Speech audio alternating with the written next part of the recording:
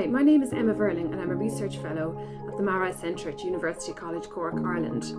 I coordinate the EU-funded project Marine SABRES, and within Marine SABRES we're really trying to help get a better understanding of how managing biodiversity properly can really contribute to our blue economy.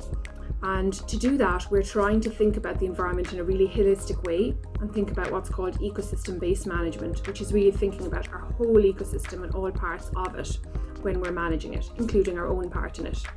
So we're trying to design something called a simple socio-ecological system, which we are then going to test in 3 areas.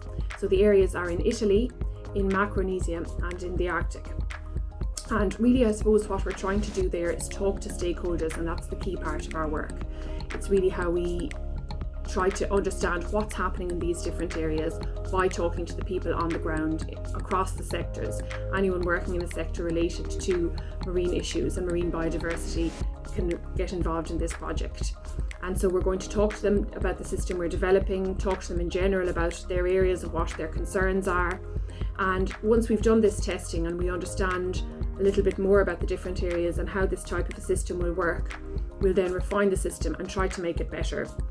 Ultimately, the aim is to come up with a decision support tool that can really support managers in different parts, all across Europe in different areas, to make decisions that help biodiversity and help biodiversity really be part of our blue economy.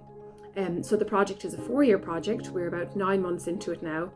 So it's really exciting. The work is really getting going now, and it's great interacting with the many different partners we have. We have 22 different partners across Europe, all with different areas of expertise. So it's a great opportunity for collaboration, sharing ideas, and really trying to create something that can really make a difference across the whole of Europe.